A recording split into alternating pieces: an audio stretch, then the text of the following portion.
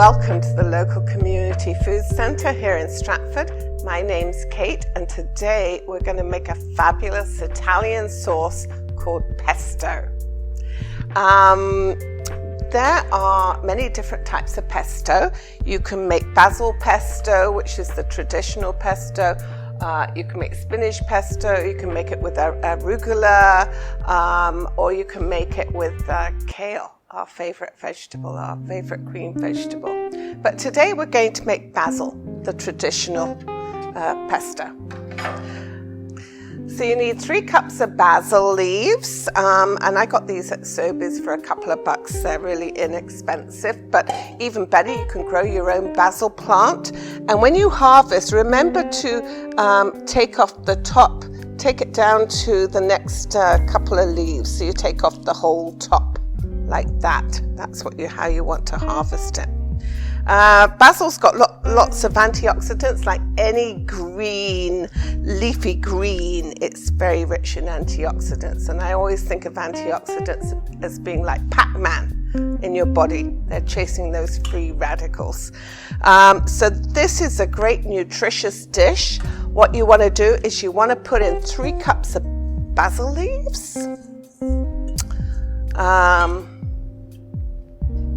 and 2 tablespoons of nuts. Usually it's pine nuts, but they're so expensive.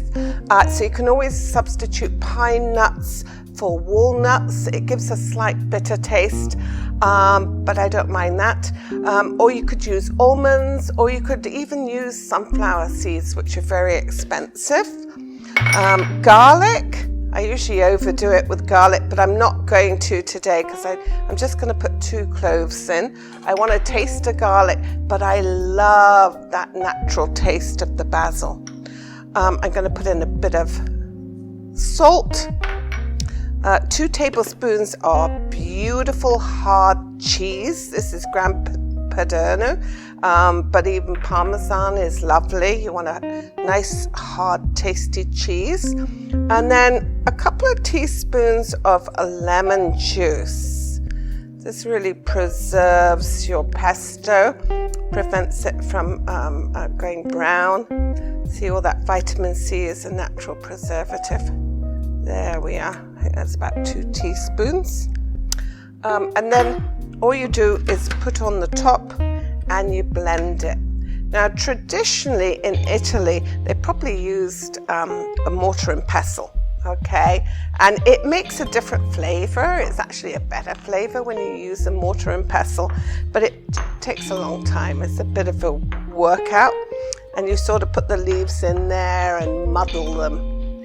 So if you don't have a blender like this, you can always find a mortar pestle or something like that.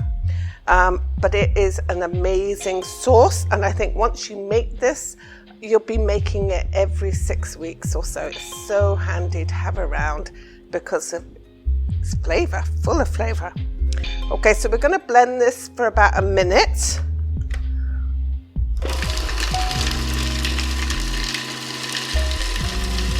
That's looking good.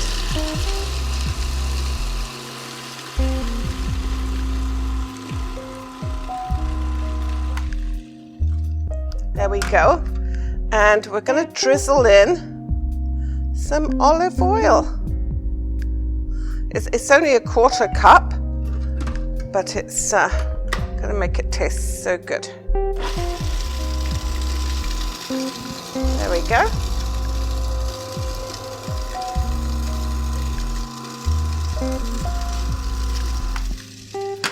Just going to brush it down from the sides here.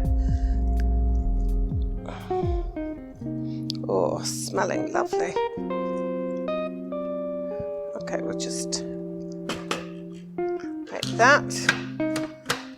We'll put it on for another few seconds.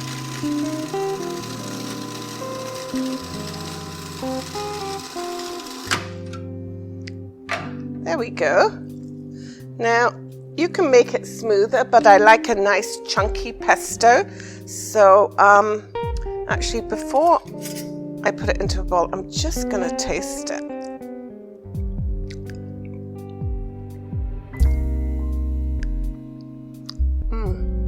bit more salt. I don't mind my pesto being a little salty. There we are. I'll just put it on for a couple of seconds. There we are. How easy is that? You're all done. So we're going to take the pesto, and I'm just going to show you what it looks like.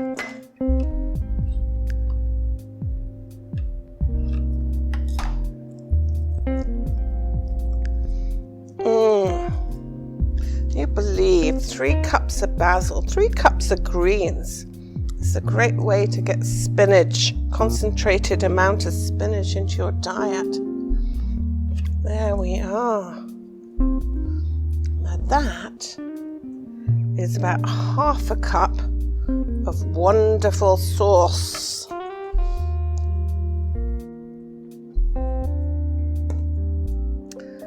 Okay, for serving suggestions for the pesto, there are many things you can do with this sauce. You can use it as a spread for sandwiches, for wraps, as a base for your pita pizzas. You can cook some fish or chicken and spread some pesto on top and recook it for a couple more moments. You can even stir fry some veggies, and this is what I love to do, is stir fry some veggies, and instead of using soya sauce, I use some pesto and put it on some pasta. You can also freeze it. This is a good idea. I picked this up at the dollar store. It's a little ice cube tray with a lid, and you can freeze your pesto, and you can add it to soups and stews and casseroles, and it just gives that flavor boost to all the food that you cook. But I'm going to show you one of my favorite things to do with pesto. So let me get a bowl. Okay. All you need is some pasta, and this is how they traditionally serve pesto in Italy. They serve it with pasta. So I just cooked some pasta. You put a little bit of pasta in there, and just to boost the nutrition content, I have spiralized some zucchini. So this is a wonderful little kitchen gadget. If you find a spiralizer locally, let me know, and we'll let everyone else know. I'm just wondering, maybe they're available at the dollar store. I was given this many years ago, and it's here at the local.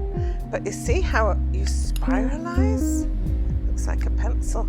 But anyway, that is a wonderful thing. And look at all your noodles. It makes noodles. So to boost the nutrition content, I just add some spiralized zucchini, and I'm going to add some pesto. Good dollop of pesto. I like lots of pesto in my pasta. I'm just going to toss that.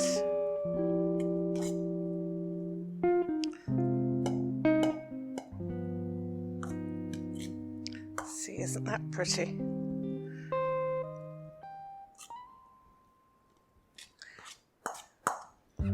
And then all you do is you put that into a bowl,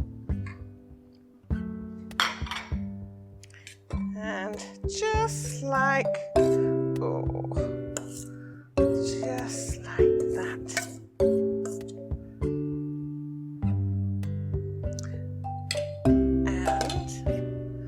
I've roasted some tomatoes, and it could be roasted red peppers, could be mushrooms, could be asparagus. I'm just going to put some roasted tomatoes just on the side here, just like that. I always like tomatoes and pesto. And finale is some cheese. Whoops, so messy. There we are. That is absolutely delicious. Now for storage, when I make a lot of pesto, I usually double the quantity, and I store it in these little glass jars. Now you are going to get a little a little brown on top, but that's okay. It lasts actually in the fridge for a couple of weeks, or you can do it in nice cube trays and freeze it. Okay, there we are, pesto. So from everybody here at the local, please stay well and safe, and we look forward to seeing you very soon. Bye.